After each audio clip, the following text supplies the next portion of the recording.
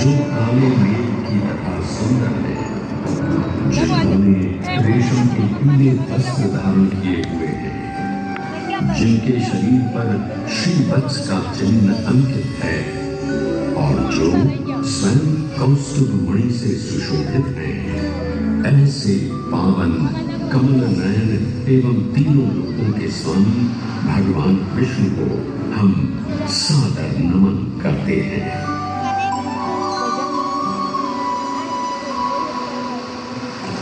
आस्था, दिव्यता, इतिहास एवं वास्तुकला का समन्वय हूं मैं।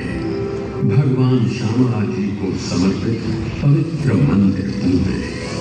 प्राचीन धर्म और अटूट भक्ति की कहानियां सुनाने मैं आज भी विद्यमान हूं। गुजरात के अरवल्ली जिले में प्राकृतिक सौंदर्य के बीच मेश्वा नदी के तट पर स्थित है मेरा ये विशाल प्रांगण, जिसके हृदय में वास करते हैं परब्रह्म भगवान विष्णु।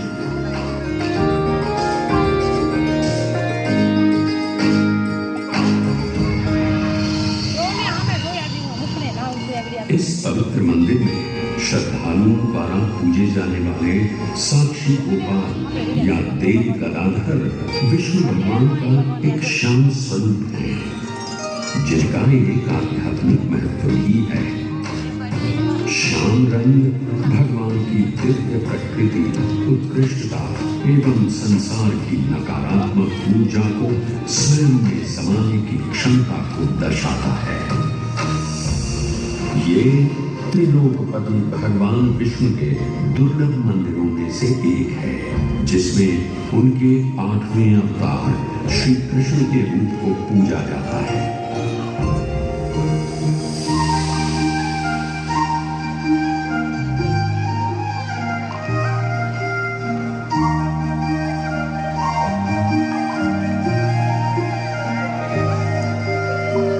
इस मंदिर में भगवान श्यामला जी या कहें श्री कृष्ण चरवाहे के रूप में दर्शाए गए, जहां उनके साथ गौ माता की भी पूजा की जाती है।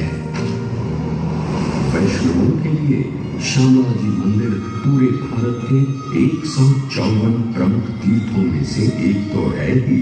इसके अलावा गुजरात के 3 सर्वश्रेष्ठ मंदिरों में द्वारका और डाकोर के साथ श्यामला जी मंदिर का नाम भी लिया जाता है।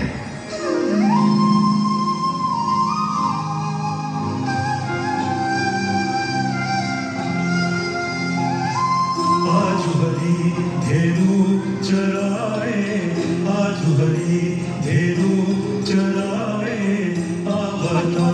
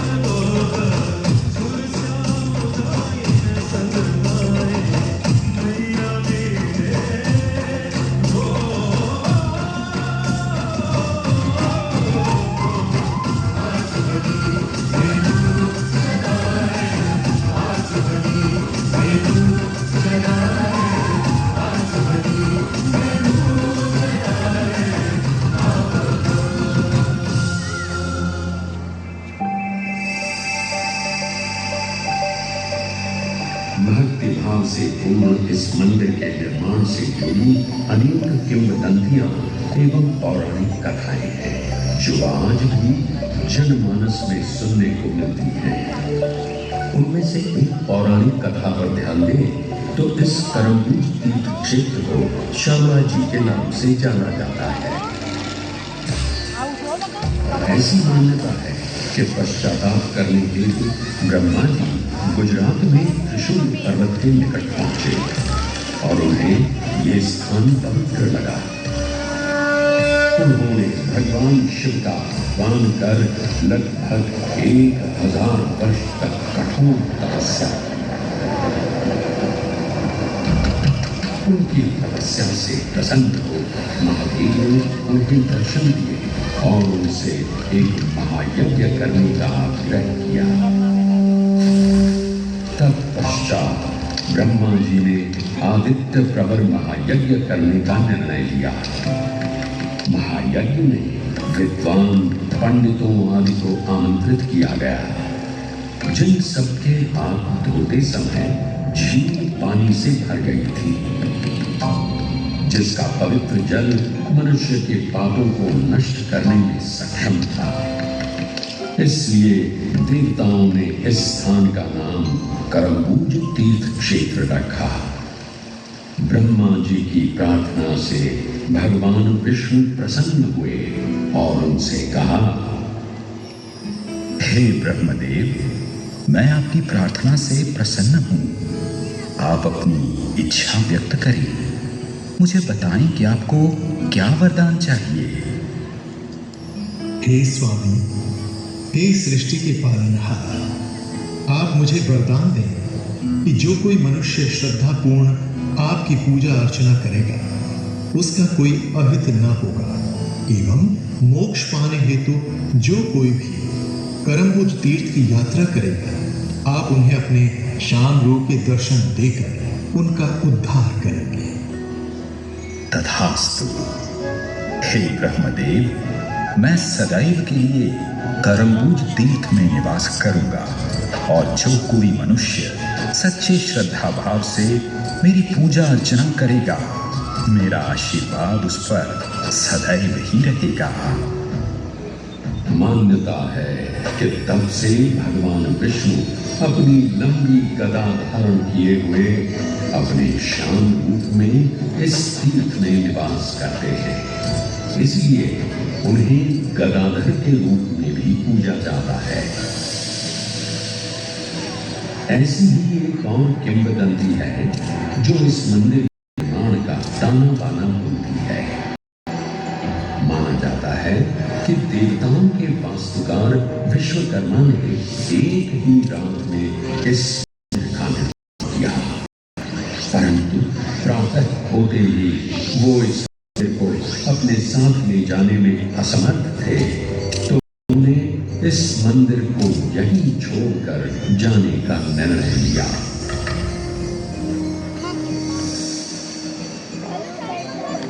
किंवदंतियों से अगर प्रामाणिक इतिहास की ओर चले तो इस कहानी के पन्नों की शुरुआत मौर्य राजवंश से होती है।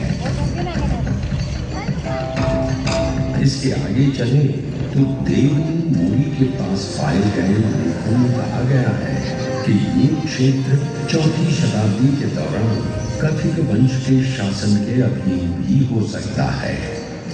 देवनी मोरी के पास खुदाई के दौरान पाए गए प्रमाण इस ओर भी संकेत करते हैं कि यहाँ भगवान शिव की आराधना के साथ साथ बौद्ध धर्म के अनुयायियों का भी वास था।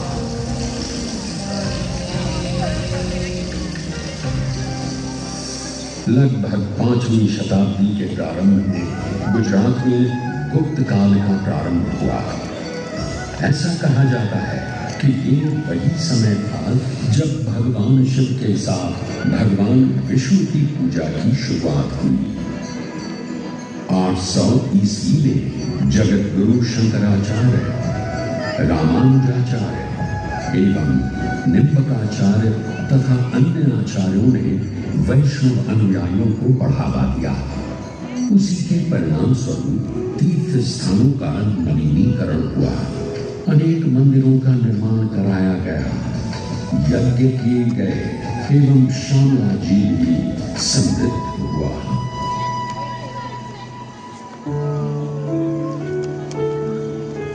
उन्हीं मंदिरों के निर्माण में मेश्वो नदी के तट पर हरिश्चंद्रनी चौरी मंदिर का विवरण भी मिलता है। 10वीं शताब्दी ईसा पूर्व में बने इस मंदिर की झलकियां आज भी देखने को मिलती हैं। इस मंदिर में एक आयताकार गर्भगृह के सामने एक बड़ा मंडप स्थापित है, जिसमें 2 समीपवर्ती दीर्घाएं हैं जो सभाओं या अनुष्ठानों के लिए स्थान सुझाती हैं। गर्भगृह की दीवारों पर कोई मूर्ति या नक्काशी अब नजर तो नहीं आती, लेकिन किंवदंतियों को माने तो यहाँ देवी मंगला की मूर्ति स्थापित हुआ करती थी। मंदिर का शिखर नागर शैली में निर्मित है।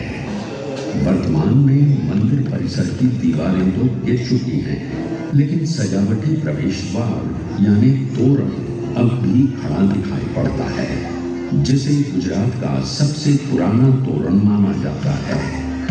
मान्यताओं के अनुसार राजा हरिश्चंद्र के निवास स्थल के रूप में भी इस स्थान को जाना जाता है। हरिश्चंद्रनी चौड़ी नाम से प्रसिद्ध ये मंदिर प्राचीन भारतीय वास्तुकला के प्रमाण के रूप में सदियों से आज भी खड़ा है। समय बदला, दौर बदला। गुजरात में सोलंकी वंश के पतन के बाद एक बुरा दौर शुरू हुआ। तब धार्मिक कट्टरता के आधार पर विदेशी आक्रांताओं ने अनेक मंदिरों को नष्ट कर दिया। राजनीतिक अराजकता के उस दौर में ईडर शासकों ने लगभग 1520 ईस्वी में एक संधि द्वारा इस क्षेत्र को पुनः प्राप्त कर लिया।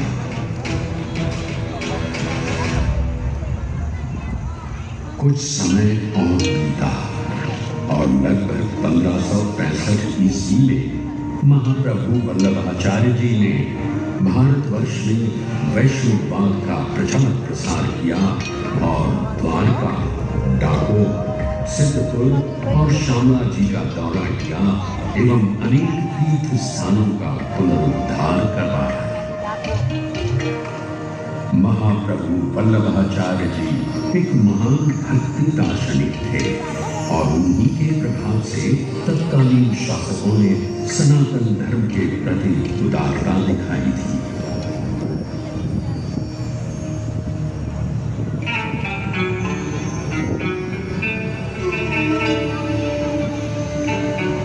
ऐसा माना जाता है कि उसी दौर में अनेक मंदिरों के साथ मेरे इस प्रांगण का भी जीर्णोद्धार कराया गया था। सफेद बलुआ और ईंट से निर्मित सोलंकी वास्तुकला का ये 2 स्तर वाला श्यामाजी मंदिर 3 प्रवेश द्वार वाली दीवार से घिरा हुआ है। मंदिर को मुख्यतः 3 भागों में बांटा गया है, जिसमें सभा मंडप, अंतराल और गर्भगृह शामिल है।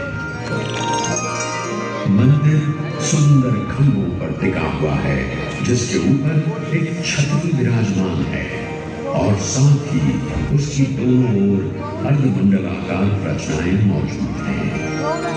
मंदिर के आंतरिक स्तंभ नीचे से ऊपर तक 3 भागों में विभाजित हैं, वर्गाकार, अष्टकोणीय एवं गोलाकार, जिनके ऊपर सुंदर फूलों की आकृतियां उकेरित हैं।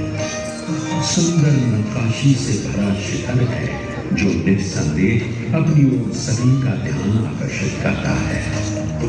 छत के सामने वाले हिस्से में सपाट छत से निकले हुए छोटे छोटे गुंबद हैं। इस मंदिर के ऊपर सफेद रेशमी ध्वजा जी फहराया जाता है, जिसके कारण इसे थोड़ी ध्वजा वाला भी कहा जाता है। मंदिर में हाथी एक बहुत ही सामान्य प्रतीक है। इसकी बाहरी दीवारों पर अर्ध प्रचंड हाथियों की बड़ी आकृतियां प्रदर्शित हैं। मंदिर की इमारत के चारों ओर पत्थर में उकेरे गए हाथियों के सिर और अग्रभागों की एक झलक देखी जा सकती है। इसके अलावा मंदिर की बाहरी दीवारों पर देवी देवताओं की छवियां, भौगोलिक चित्र, विभिन्न प्रकार के फूल, जानवरों और परिणामों की आकृतियां देखने को मिलती हैं। देवराज इंद्र, वरुण, अग्नि, वायु, कुबेर, शिव एवं गणेश के साथ साथ मां इंद्राणी, चंद्रिका, सरस्वती आदि देवी देवताओं की नक्काशी के रूप में भी आकृतियां सुसज्जित हैं। इसके अलावा रामायण, महाभारत, श्रीमद् भगवद गीता और पुराणों के दृश्यों को बड़ी ही रचनात्मक शैली में चित्रित किया गया है। मंदिर के प्रवेश द्वार के सामने एक द्वार स्थापित है जिसके दोनों ओर विशाल हाथी देखे जा सकते हैं। हाथी द्वार सीधे मुख्य मंदिर की सीढ़ियों की ओर है। ये प्रवेश कक्ष की ओर ले जाता है। मंदिर के प्रांगण में गरुड़ की एक बहुत ही सुंदर मूर्ति है। ये वही मूर्ति है जिसे आक्रमणकारियों ने नुकसान पहुंचाया था। मंदिर में 2 शिलालेख भी देखने को मिलते हैं। ऊपरी स्तर पर पत्थर पर 94 ईस्वी और 102 ईस्वी के शिलालेख अंकित हैं।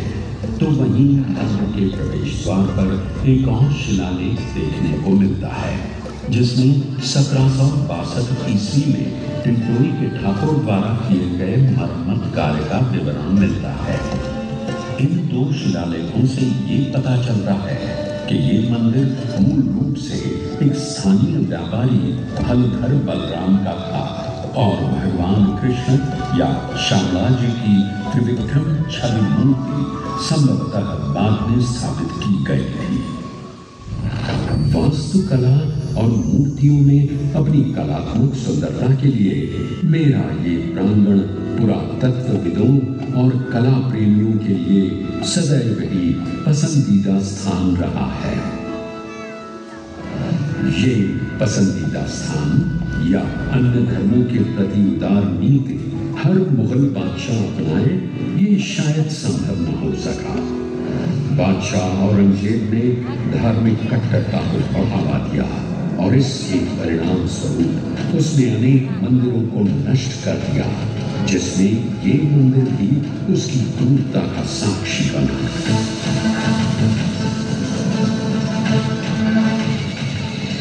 ईडर के महाराजा, ठाकुर और राजपूतों ने मुगल सेना का बहादुरी से सामना किया, परंतु वो जीत न पाए। अपने आत्मसम्मान की रक्षा अपने प्राणों से ज्यादा महत्वपूर्ण होती है। शायद यही बात अपने मन में लिए उन्होंने पुनः प्रयास किया और इस बार मुगल सेना को इस क्षेत्र से खदेड़ दिया।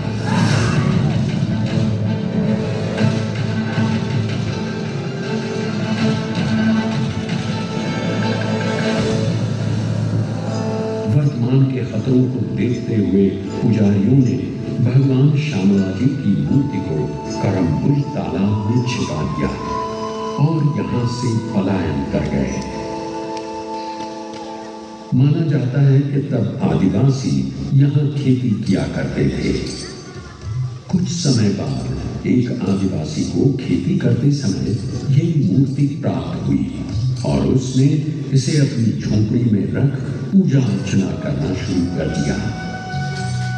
ये भगवान का आशीर्वाद ही था कि सूखी बंजर पड़ी जमीन पर भी अच्छी फसल हुई। आदिवासियों के लिए ये उनके कालिया देव का आशीर्वाद था। मूर्ति का रंग काला होने की वजह से कालिया देव नाम आया। जब ये बात श्री शाहूकार हरसोला बड़ीक्षेत्र कल्याण जी शाह को पता चली तो उन्होंने एक मंदिर बनवाया एवं मूर्ति की प्राण प्रतिष्ठा की करवाई।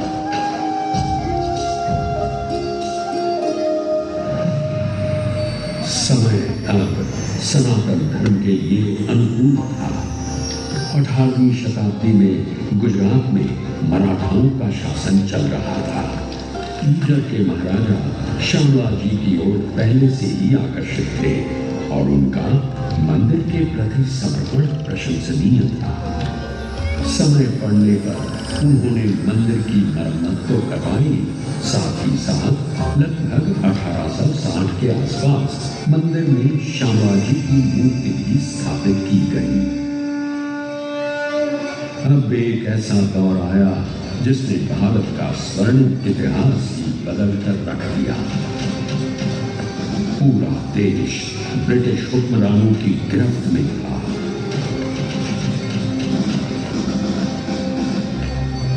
परिस्थितियां अब प्रतिकूल थी।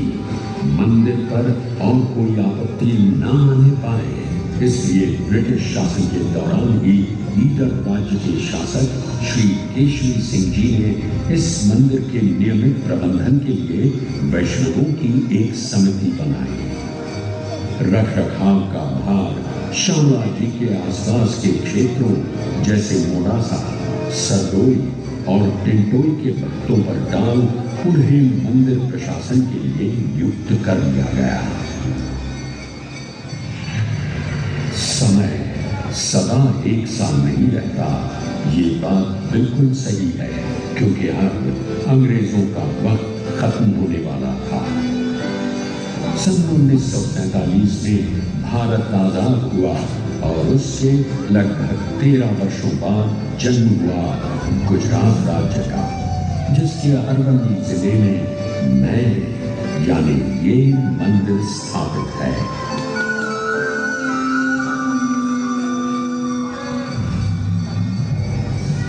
मंदिर का प्रशासन सुचारू रूप से चले, इसलिए ईस्वी सन 1953 में एक ट्रस्ट भी पंजीकृत कराया गया। मंदिर के प्रति निष्ठा रखने वाले कई पुण्यात्माओं ने इस तीर्थ स्थान के सौंदर्यीकरण में अपना अविस्मरणीय योगदान दिया। उन्हीं में से श्री मफतलाल गगल भाई का नाम अग्रणी रूप से लिया जाता है। न केवल उन्होंने बल्कि उनके परिवार के सदस्यों ने भी मंदिर के प्रति अपनी आस्था रखी और श्यामा जी मंदिर का जीर्णोद्धार करवाया और इसे सुंदर मूर्तियों से सजाया।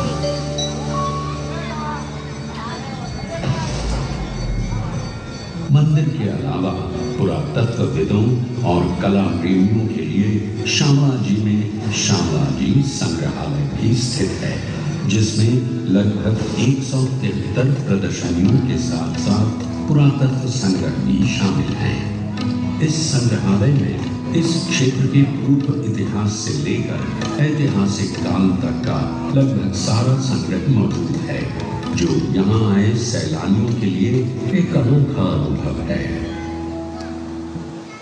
सदियों से गुजरात की इन पावन धरोहरों एवं धार्मिक स्थलों को जीवंत रखने के लिए भारत के यशस्वी प्रधानमंत्री श्री नरेंद्र मोदी जी, गुजरात के लोकप्रिय मुख्यमंत्री श्री भूपेंद्र भाई पटेल जी एवं तत्कालीन गृह राज्य मंत्री श्री प्रफुल्ल पटेल जी ने अपना सहयोग प्रदान किया और आज भी उनका ये सहयोग निरंतर देखने को मिलता है।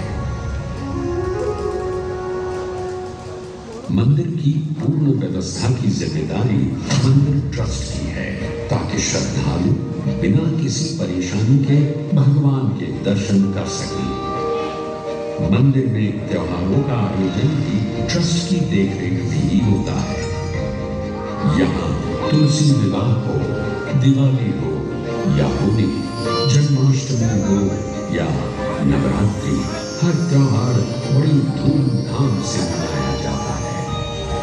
यहाँ हर वर्ष कार्तिक मास की पूर्णिमा पर प्रभु की आस्था में उजियारे का उत्सव मनाया जाता है और एक भव्य मेले का आयोजन होता है, जो निरंतर 20 दिन तक चलता है। हर वर्ष लाखों करोड़ों श्रद्धालु यहाँ आकर प्रभु के दर्शन कर मनोवांछित फल पाते हैं।